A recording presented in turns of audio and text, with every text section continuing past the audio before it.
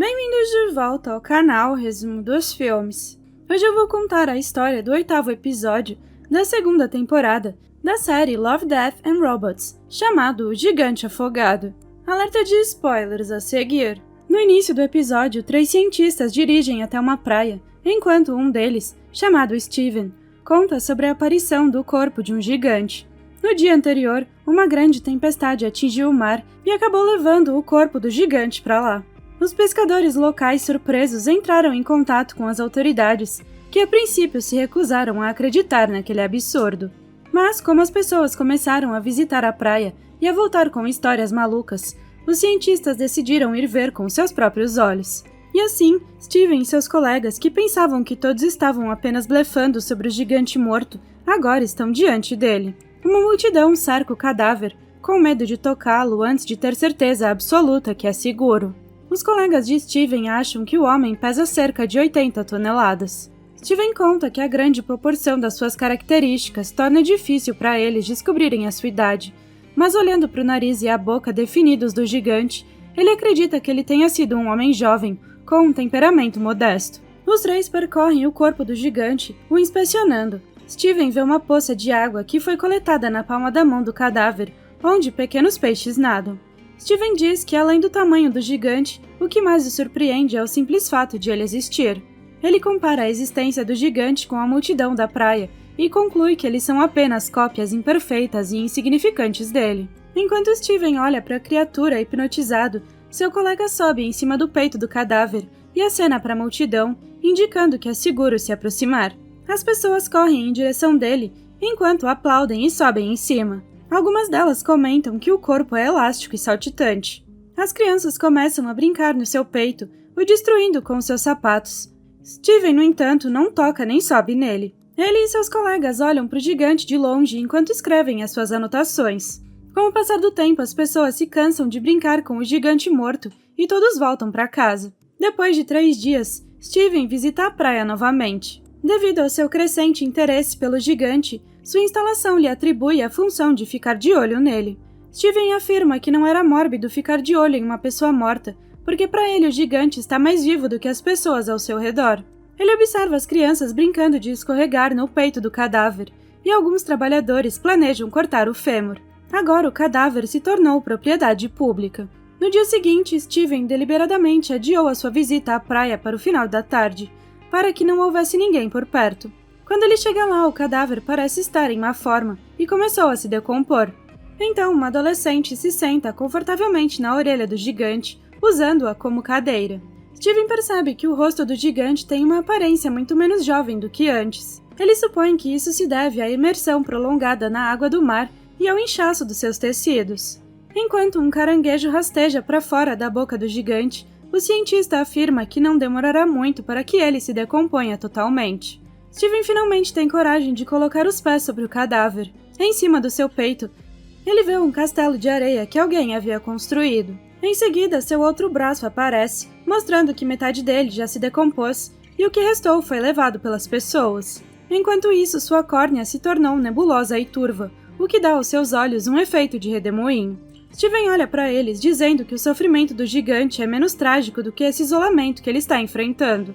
Na próxima vez que visitar o gigante, seus braços e uma das suas pernas terão se deteriorado e sido cortados. Steven caminha olhando para o cadáver, que foi vandalizado por adolescentes que pintaram insultos com spray no seu corpo. Ele está relutante em testemunhar o fim da magnífica criatura, mas os insultos o fazem sentir que a criatura é mais humana, pois parece mais vulnerável para ele agora. Quando Steven chega à praia no dia seguinte, ele fica quase aliviado ao ver que a cabeça do cadáver foi removida. Os pássaros comem a sua carne, enquanto Steven observa tudo de longe. Sem a cabeça, o cadáver parece menos humano, o que reduz o relacionamento de Steven com ele, e depois desse dia ele não vai mais à praia por algumas semanas. Em sua próxima viagem, ele testemunha que qualquer característica que indicasse que o cadáver havia sido humano desapareceu. A única coisa que restou foi o intestino em decomposição da magnífica criatura. A essa altura, o interesse da multidão pelo gigante já havia se esgotado. Meses depois, após a chegada do gigante ter sido esquecida, vários pedaços do seu corpo podem ser vistos pela cidade, especialmente seus ossos, que são usados como decoração. Um dia, ao andar de bicicleta, Steven percebe que o crânio do gigante está abandonado. Ele acredita que se procurar nos pubs da cidade, também encontrará o seu nariz e orelha mumificados. De acordo com Steven, essas decorações transmitem melhor a grandeza do gigante do que a lembrança de Steven dos seus apêndices inchados e em decomposição.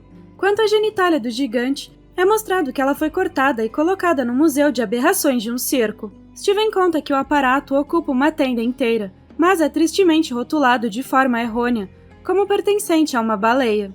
Por fim, o cientista diz que as pessoas que viram o gigante se lembram dele apenas como um monstro marinho.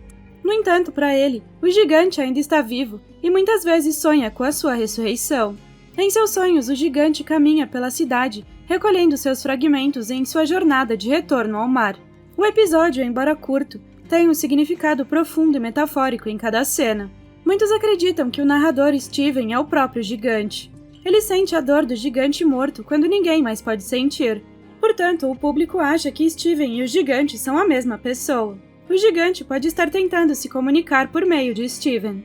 Além disso, a maneira como Steven descreve vários estágios da decomposição do cadáver com tantos detalhes faz com que nos perguntemos se é ele quem está passando por esses estágios. A decomposição do cadáver do gigante também é vista como uma metáfora para várias coisas. Steven observa atentamente a decomposição do cadáver em todos os estágios.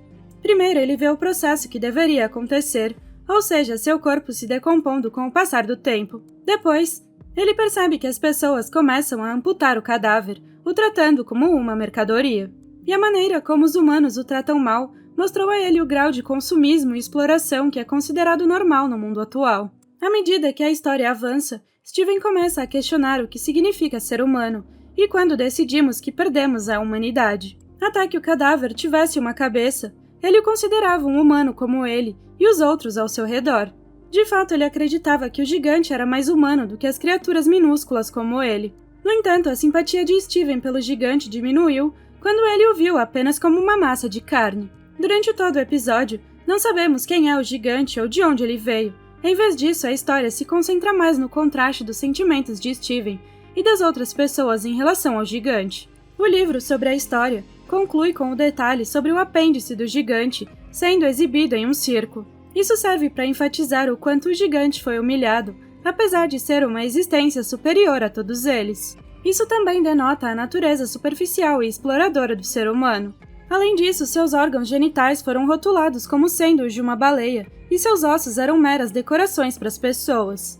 Aqui fica claro que o gigante foi completamente despojado da sua humanidade. No entanto, Steven descreve os órgãos genitais e os ossos decorados como as únicas coisas que ainda transmitem o quão magnífico era o gigante. Embora se lembre da criatura mais do que qualquer outra pessoa, ele acredita que a lembrança do seu corpo em decomposição nunca teria transmitido a sua grandeza como fazem as partes preservadas do seu corpo. O gigante era apenas um mito antes de ser levado para a praia. As pessoas vivenciaram a sua chegada por um curto período, mas logo se esqueceram dele, transformando a sua existência em um mito novamente. Os humanos, assim como o gigante, um dia desapareceremos e permaneceremos apenas nas lembranças das pessoas que conhecemos. Mas por fim, essas lembranças também desaparecerão, porque essas pessoas também vão desaparecer. E nós simplesmente deixaremos de existir. Obrigada por assistir, não se esqueça de se inscrever e deixar o seu like.